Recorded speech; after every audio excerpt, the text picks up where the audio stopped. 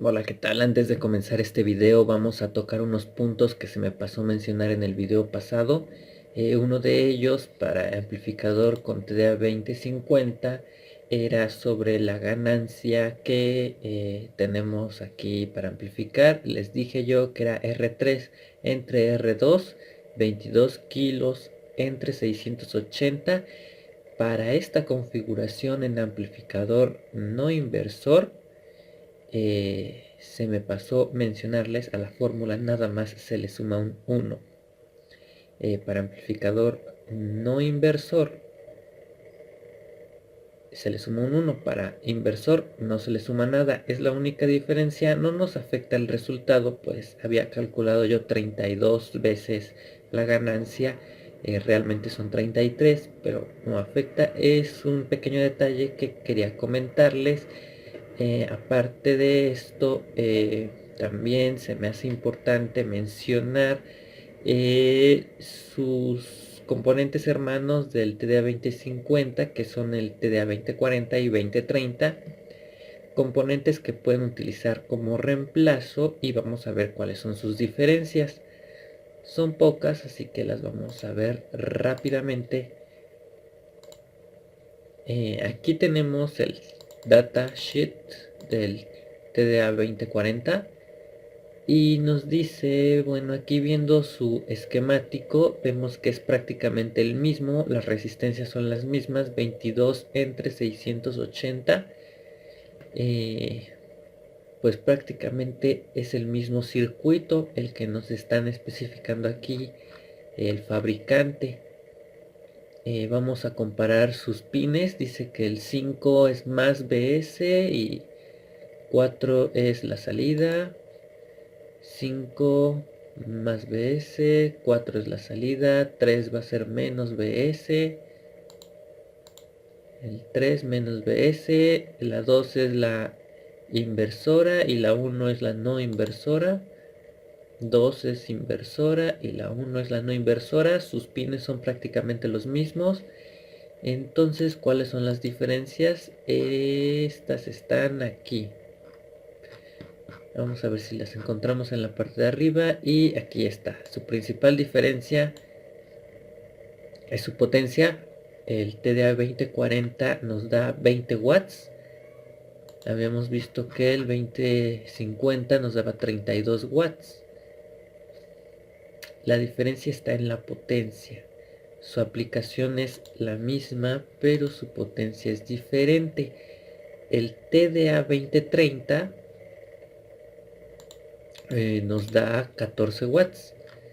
Su configuración aquí la podemos ver, es la misma, solamente cambia, aquí cambia un poco los valores de las resistencias. Su ganancia es diferente en este caso. Podemos calcularla 150.000 ohms entre 4700 ohms nos da 32 más 1, 33. La ganancia es la misma, pero sus valores de resistencia son diferentes.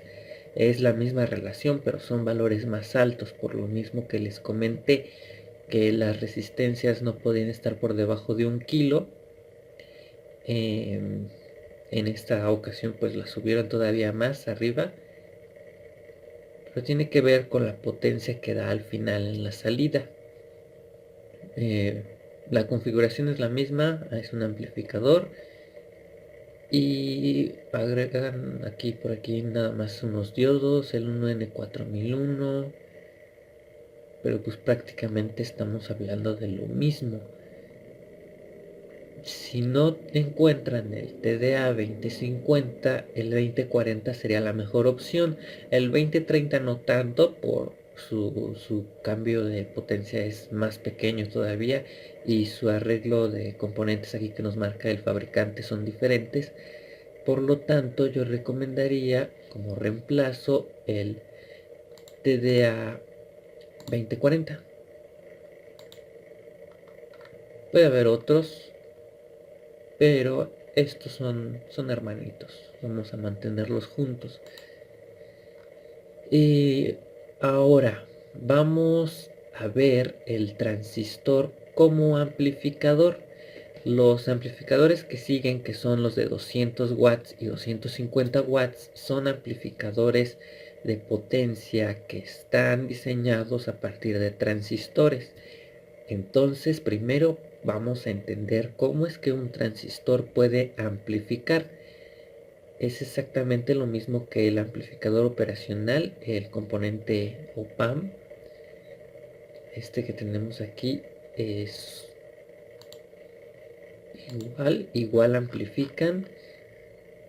La diferencia entre este componente a un transistor, si vemos en la parte de aquí abajo en la hoja de datos, vemos que el operacional está diseñado a partir de puros transistores. Entonces un transistor solo nos puede servir para amplificar. Para que un transistor, aquí tengo un circuito,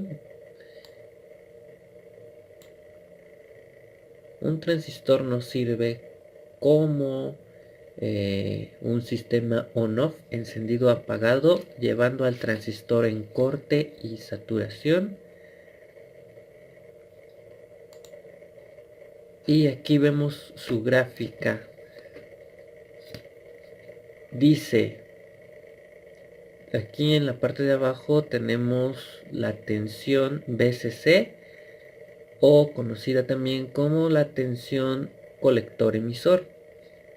En el colector emisor vamos a ver la alimentación. En este caso aquí está graficado 15 volts.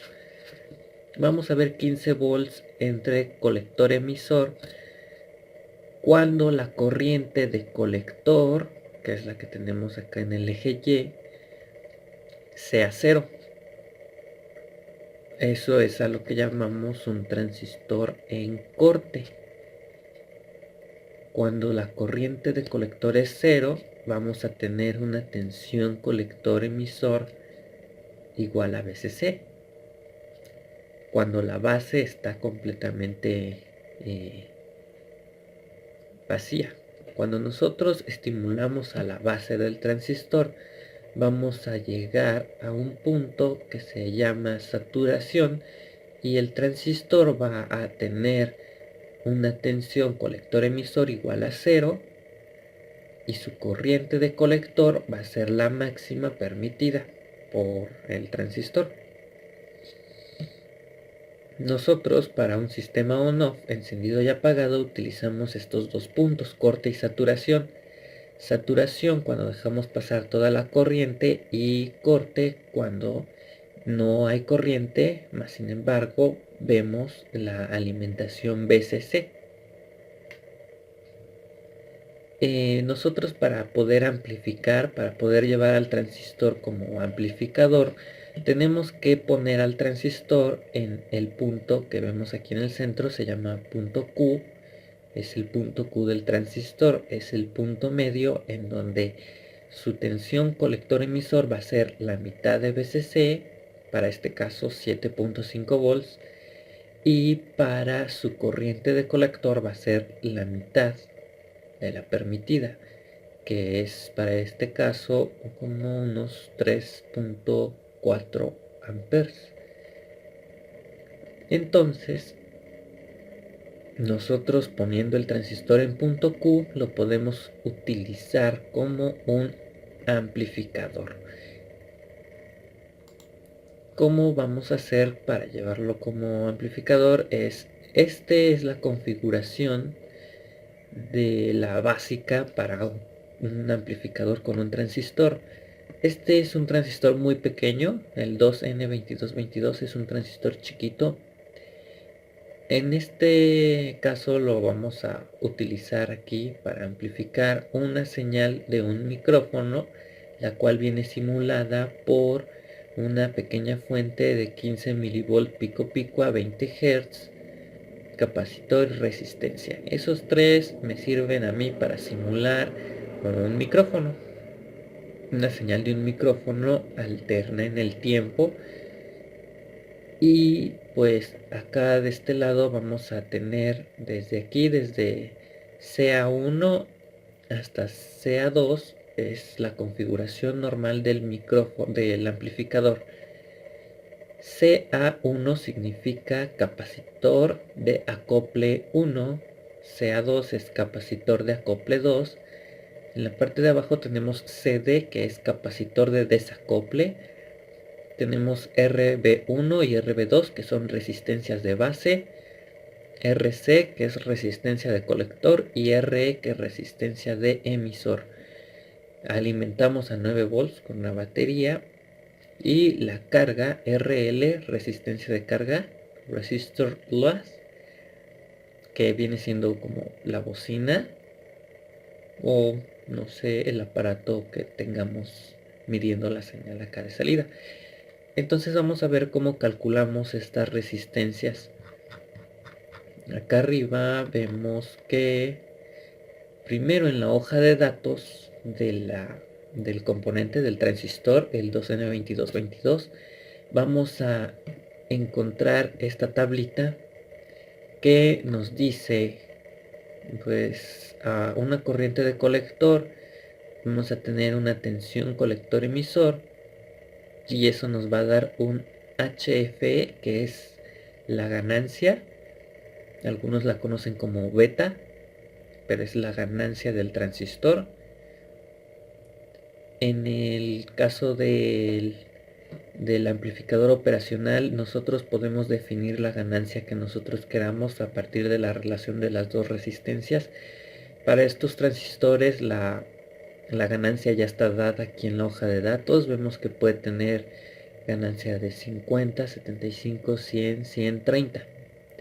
Nosotros vamos a utilizar esta ganancia de 100 porque nuestra corriente de colector vamos a ponerla a 10 mA y nuestra alimentación BCC va a ser de 9 volts. Aquí el más cercano es de 10. Entonces vamos a calcular con ganancia de 100. Para llevar al punto Q, lo primero que necesitamos es nuestra tensión de colector emisor, que es igual a BCC entre 2. Como ya habíamos dicho, 9 volts, que va a ser BCC entre 2 porque lo tenemos que llevar a la mitad, es decir, a 4.5 volts. Entonces la corriente de colector, de acuerdo con la hoja de datos, la vamos a dividir entre 2. La hoja de datos nos dice que a 10 miliamperes la corriente de colector. Entonces 10 miliamperes lo vamos a dividir entre 2, que nos va a dar 5 miliamperes. Ahora vamos con la tensión en la resistencia de emisor, que va a ser igual a la tensión BCC entre la beta, que es la ganancia. Entonces tenemos 9 volts entre 100, que es la ganancia, nos da 90 milivolts. La ganancia no tiene unidad de medida, solamente es un número, un factor, entonces se queda con la unidad de medida del volt. Resistencia de emisor es igual a la tensión en la resistencia de emisor entre la corriente de colector. Esta es la ley de Ohm, es tensión sobre corriente igual a resistencia. Entonces tenemos 90 milivolts, que son la tensión resistencia de emisor que calculamos en la parte de arriba, entre la corriente de colector, que igual calculamos en la parte de arriba. Tenemos entonces 90 milivolts entre 5 miliamperes, nos da a 18 ohms. En la parte de abajo vemos ahora la tensión de la resistencia de colector. Es igual a BCC, que es la alimentación, menos la tensión en la resistencia de emisor, menos la tensión en la colector emisor. Esto nos da los 9 volts menos 90 milivolts menos 4.5 volts, que nos da 4.41 volts. Vamos a posicionarnos en el esquemático y vamos a ver qué es esto. Vamos a llevárnoslo. Vamos a pegarlo aquí.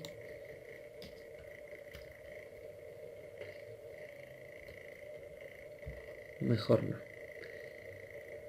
Entonces dice que, bueno, sí vamos a pegarlo. La tensión en la resistencia de colector, resistencia de colector está aquí. Dice que va a ser igual a BCC menos la resistencia de emisor menos resistencia colector emisor. Es fácil de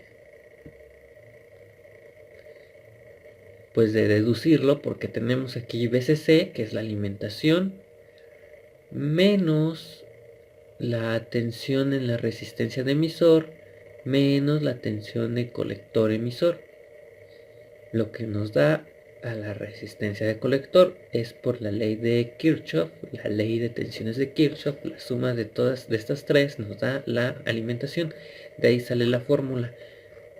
Ahora vamos a ver en dónde estábamos. Aquí. Ahora con la resistencia de colector va a ser igual a la tensión en resistencia de colector, que es la que sacamos, sobre la corriente de colector, que sigue siendo la misma. La corriente de colector es la misma que pasa por resistencia de colector, resistencia de emisor y por el transistor.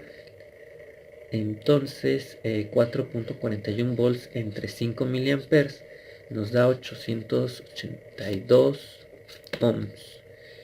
Ahora con la corriente de base, ya pasamos del otro lado. La corriente de base va a ser igual a la corriente de colector entre la ganancia beta del transistor. Esto se da porque la ganancia es una multiplicación. Tú metes algo y lo multiplicas por la ganancia para que la salida sea más grande. Entonces, esto es al revés. Ahora si vamos de la salida a la entrada, tiene que ser división para invertir el valor. Ahora, la corriente de colector, que son 5 miliamperes entre el factor de la ganancia de 100, nos da aquí a 50 microamperes. Esa es la corriente que nosotros debemos introducir adentro de la base.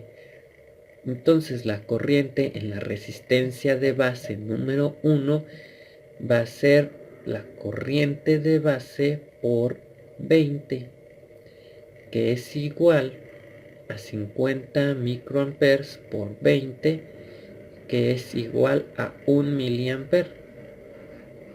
Esa es la corriente en la resistencia de base 1. ¿Sí se entiende? Bueno, vamos a ver por qué. La corriente en la resistencia de base 1 es la corriente de base por 20. Aquí, la resistencia de base 1 tiene que ser la corriente de la base por 20. ¿Por qué por 20? Porque se dice que tiene que ser 20 veces mayor. Porque aquí tenemos dos resistencias y la corriente obviamente va a pasar del positivo de la batería hacia tierra. Y a la base solamente va a entrar una 20ª parte de la corriente que está pasando por estas dos resistencias. De ahí que sale el 30, digo el 20. Ahora vamos con la tensión en la resistencia de base 1.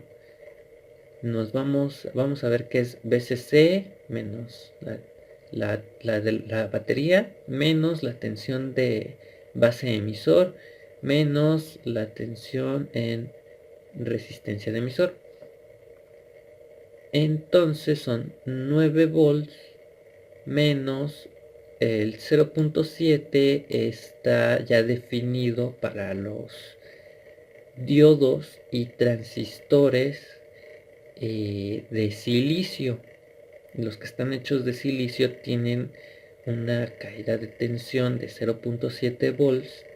Los diodos al igual que el transistor están formados por la misma capa, la diferencia entre 0.7 volts a utilizar un transistor hecho de germanio es que en el germanio tenemos una caída de 0.3 volts. Es la diferencia entre esos dos tipos, pero aquí con transistores de silicio siempre vamos a tener una tensión de base emisor de 0.7 volts menos 90 milivolts, que son la tensión en la resistencia de emisor, lo que nos da a una tensión de 8.21 volts para la resistencia de la base 1, la resistencia de arriba. Ahora vamos a ver de dónde sale, bueno, este 90, la resistencia de emisor es la que tenemos acá arriba, y ya con eso sacamos la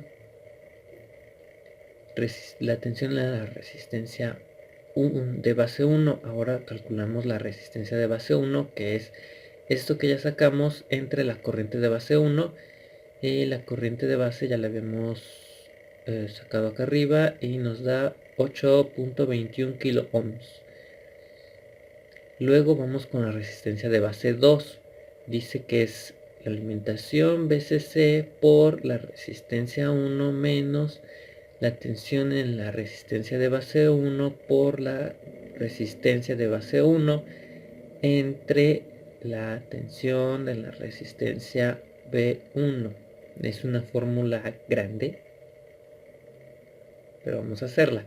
9 volts por 8.2 kilo ohms menos 8.21 volts por 8.2 kilo ohms entre 8.21 volts. Ya todos esos valores los calculamos allá arriba y nos dan que la resistencia de base 2 va a ser de 790 ohms.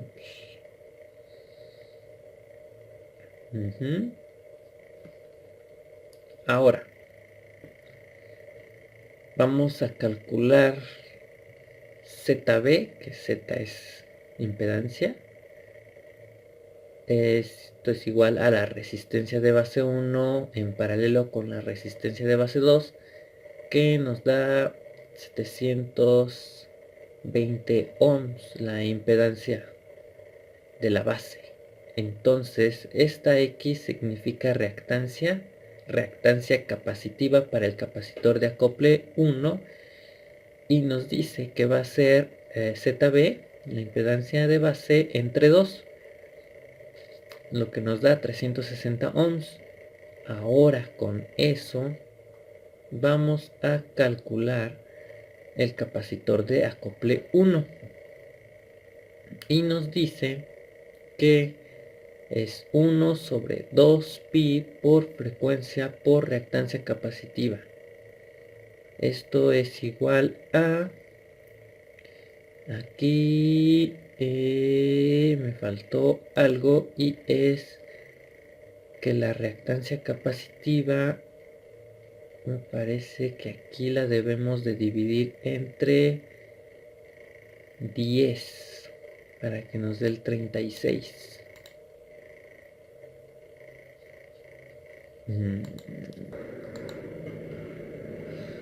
No, aquí me falta un 0.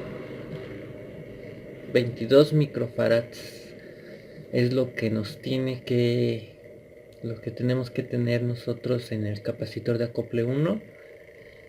Luego la impedancia de salida va a ser igual a la resistencia de colector en paralelo a la resistencia de carga, lo que nos da a 810 ohms. Esa es la impedancia de salida.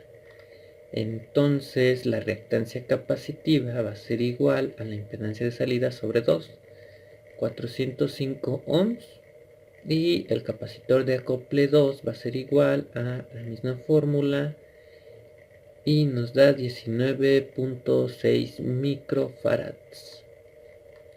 Luego la reactancia capacitiva de desacople va dada por esta fórmula 0.1, una décima parte de la resistencia del emisor sobre 2, y nos da a 0.9 ohms, y para frecuencias arriba de 200 Hz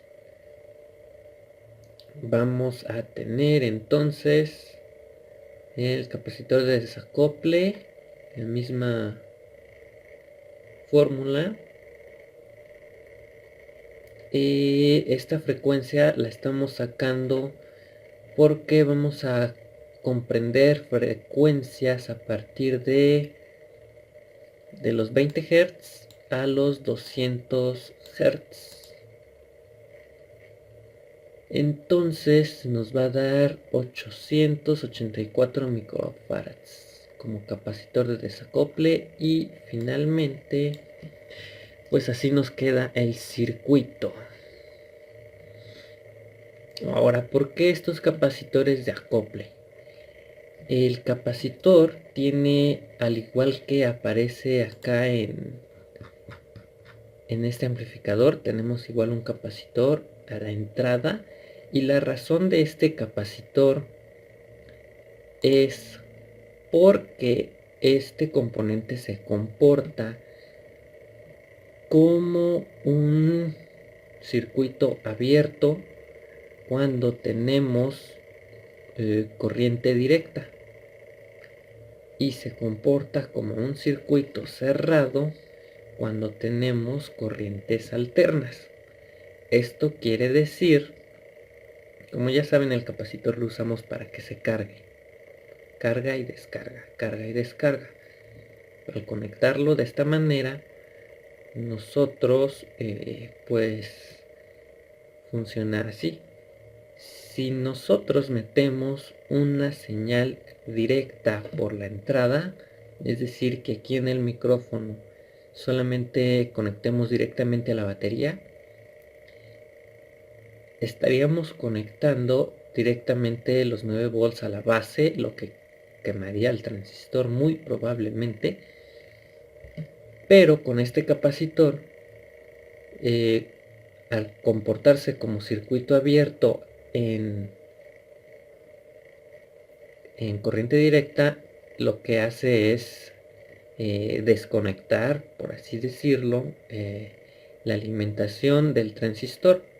Entonces este capacitor funcionaría como una protección para el transistor y deja pasar solamente a las frecuencias, es decir, a la corriente alterna, puras señales alternas. A partir de, bueno, con este capacitor calculado a partir de 20 Hz va a empezar a dejar pasar esa señal.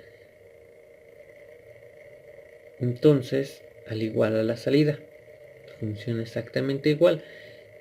Y entonces lo que estamos haciendo es llevar aquí, con estas dos resistencias de base, llevar al transistor, el transistor a su punto Q, que está aquí, lo llevamos con la base al punto medio de colector emisor, tensión colector emisor, corriente de colector a la mitad. Y así es como funciona.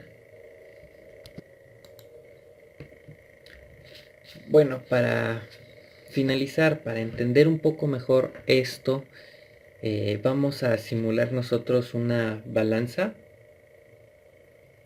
Supongamos que la balanza está completamente vacía, no tiene nada, entonces está completamente horizontal y tiene exactamente el mismo peso de un lado que del otro, entonces se mantiene así.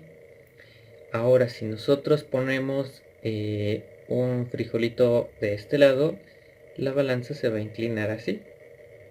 Si nosotros ponemos ahora el frijolito de este lado, la balanza se inclina así. Si nosotros con este pequeño frijolito nos ponemos a mover de un lado a otro, la balanza se va a mover una gran distancia por los extremos y va a empezar a oscilar. Así es como pasa aquí con el transistor. Una pequeña señal es amplificada,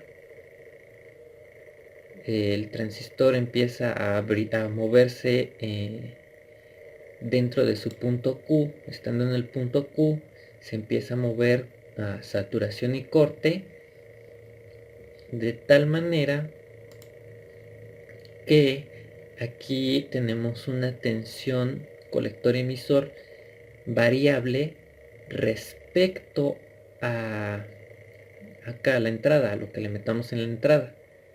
Es decir, nosotros calculamos para que esté a la mitad, 4.5 volts. Si nosotros subimos, ponemos en la entrada una señal, un pico alto, ese pico alto va a estar acá a la salida. Y en la parte de abajo tenemos una gráfica. Así es como se ve la entrada. Esta es la entrada, la que está de este lado izquierdo, con 14 milivolts pico hacia arriba y menos 14 pico hacia abajo. A la salida tenemos 717 milivolts hacia arriba, 729 negativos hacia abajo. Entonces, aquí lo que está pasando es que iniciamos en el punto medio y a partir de ahí la señal de entrada o lo sube o lo baja. Y es lo que está pasando, está subiendo y está bajando. Entonces de ahí que lo amplifica. Como tiene una corriente más grande, a la salida pues vamos a tener la misma frecuencia, exactamente la misma frecuencia, pero con una corriente más grande. Y pues así es como funciona el transistor en modo amplificador. Es lo más importante que deben de saber. Y en el siguiente video vamos a ver ahora sí el circuito del amplificador de potencia 200 watts. Vamos a ver cómo funciona. Ahí ya hay más componentes involucrados. Pero básicamente esto es lo básico que deben de saber. Y más adelante pues ya vamos a poder pasar a la parte de el diseño de la tarjeta y cómo lo vamos a construir de una manera muy fácil. Eso sería todo. Si tienen dudas me las pueden dejar en los comentarios.